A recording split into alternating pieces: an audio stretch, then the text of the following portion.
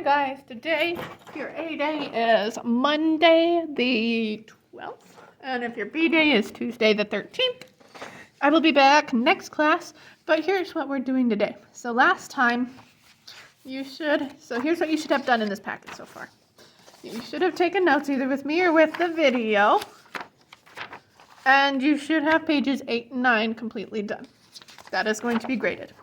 You should have finished pages 10 through 17 last time, or gotten as far as you could.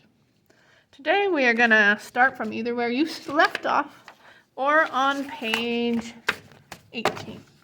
So here's what we need to know starting on page 18.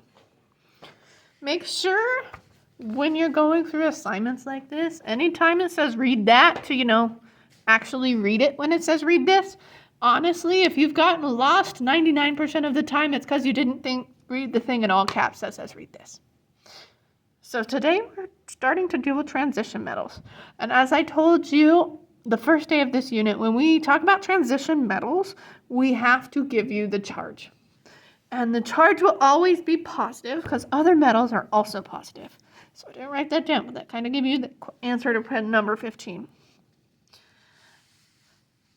So if you look down, there are 3 that only have 1 charge.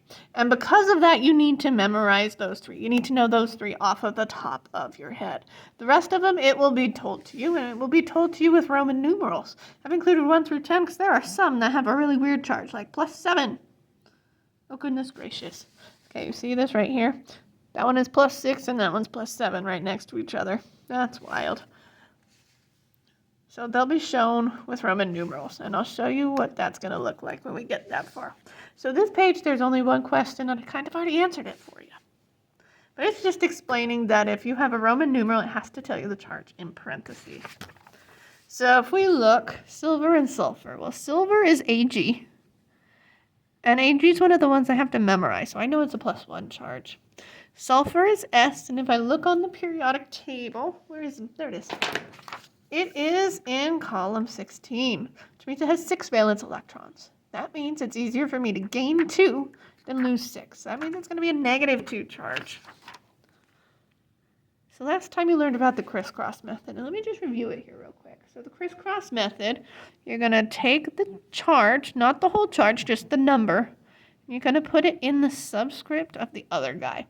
So that means I'm going to have Ag2 from that charge in S, and then S is only 1. Now we don't have to write the 1, so it's just going to end up being Ag2S. Awesome. You're going to do the same for the rest of them. Not sure why magnesium's on there. That one's not a transition metal. But see, tin, it gives you that Roman numeral that tells you what the charge is. That's Roman numeral 4. That's Roman numeral 2. So that's really the only difference between the transition elements and everything else, is it will tell you the charge in parentheses. Okay, now that we've done transitions and I've reviewed crisscross a little bit, let's move on to polyatomics. So I need you to read this. Remember, mon means 1, so monatomic are ions with 1 atom. Which means polyatomic are going to be ions with many atoms. So if you look down in the table below, you see nitrite has 1. Nitrate has a nitrogen and 3 oxygens. Same with sulfide versus sulfate. So there is a difference here. So you're going to use this picture and those differences to answer these 2 questions. Because polyatomics are not easily found on the periodic table, all chemists have the most common memorized, which means you have to have the most common memorized. You need to memorize this table right here. Memorize it, study it. There will be a quiz on it that will be separate from all the other quizzes. It needs to be memorized, or you will not be having a fun time the rest of the school year. It needs to be memorized. There will be a quiz. It needs to be memorized. Have I said that enough times? Okay. So with all that in mind about polyatomic ions, We're going to skip to this part. With your partner, draw the Lewis structure for the following in the table below. Hydroxide, ammonium, nitrate, and carbonate. It says phosphate, but that one's already done. So let's do those ones. Let's start with hydroxide. So hydroxide is OH minus. Remember, this minus sign means I need to add an electron. So oxygen has 6. Let's go 1, 2, 3, 4, 5, 6. And H has 1. So we good? Where do you think we're going to add that 6th one?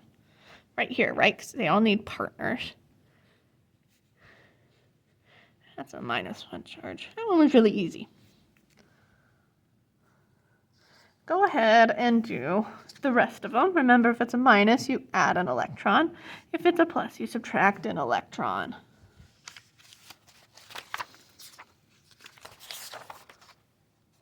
I want you to pause the video and try to draw the rest of those.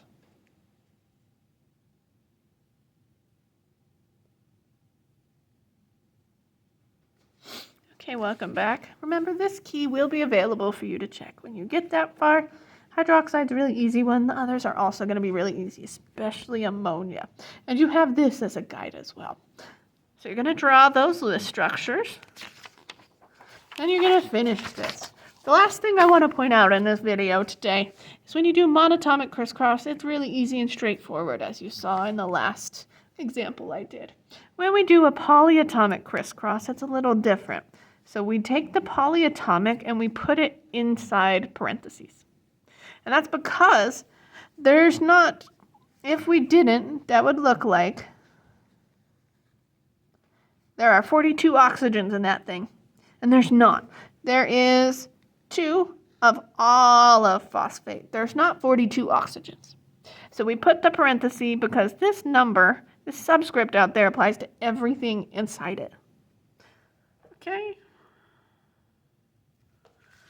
Looking at the rest of this. Okay, you should be fine with the rest of this. The main thing I need you to understand is making sure we understand crisscross. Come on, there we go. Making sure we understand what these Roman numerals mean. Making sure we understand that we need to have the polyatomic ions on page 20 memorized. I'll also have games linked on Canvas for you to practice and help study those. And I'll have them linked in the subplan so your sub can do those too if you guys have time left over. And reminding you how to draw Lewis structures. Please, please, please, please work very hard and diligently on this. Work together. The key will be available, but remember, as always, do not copy it. Use it as a resource to double check you're right. And always email me with questions. I'm here to help you. And there will be a test on this stuff shortly after I get back. So make sure you're using your time wisely and that you are doing all of the things. Okay. I miss you guys. I hope these last weeks have not been too awful. And I look forward to seeing you next class. And I hope everything goes well. Your goal is, again, finish through page 24 today. Finish through page 24, then start studying those polyatomics. This section is much more straightforward than the last section. Not nearly as many questions, so you should be fine finishing that last section up and then finishing this section up. Have a great day, guys.